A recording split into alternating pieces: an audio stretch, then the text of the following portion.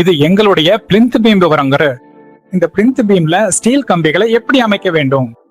இந்த வரைபடத்துல பார்த்தா ஒவ்வொரு பீமையும் நாங்கள் தனித்தனியா வடிவமைத்துள்ளோம். ஏனென்னா பிபி 16, பிபி 41 என அனைத்தும் தனித்தனியாக வடிவமைக்கப்பட்டவை. இதில் ஏதேனும் ஒன்றை பார்த்தா இந்த பிபி 10 மற்றும் பிபி 11 மையத்தில தான் பிபி 68 இணைகிறது. எனவே இந்த சந்திப்புல எங்களுக்கு தூண் இல்ல. ஒட்டுமொத்தமாக பார்த்தால் பல சந்திப்புகள்ல நாங்கள் தூணுகளை தவிர்த்திருக்கோம். ஏன்னா குறிப்பிட்ட எல்லா மூலைகளிலேயே எங்களுக்கு தூண்கள் இல்ல. அனைத்தையும் வைத்தா எங்களுக்கு செலவு அதிகமாகும். எனவே இந்த சந்திப்புகளில் உள்ள தூண்டுகளை தவிர்த்து தான் நாங்கள் இதை அமைத்துள்ளோம். இப்போது பிபி 10 மற்றும் பிபி 11 பற்றி விளக்குகிறோம். இதன் விவரங்கள் 4ஆம் பக்கத்தில் உள்ளன.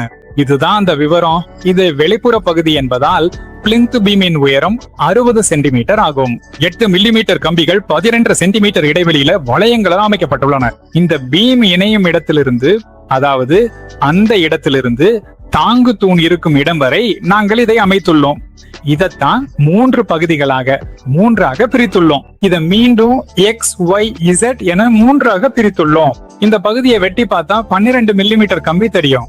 எங்கள் வடிவமைப்பின் சிறப்பு என்னவென்றால் 4 மூலைகளிலும் 12 மில்லிமீட்டர் கம்பிகளை இட வேண்டும். வளையங்களுக்கு இடையிலான இடைவெளி 12.5 சென்டிமீட்டர் என்பதையும் கவனியுங்கள். சில நேரங்கள்ல இந்த இடைவெளி 15, 20 அல்லது 22.5 சென்டிமீட்டர் வரை கூட இருக்கலாம்.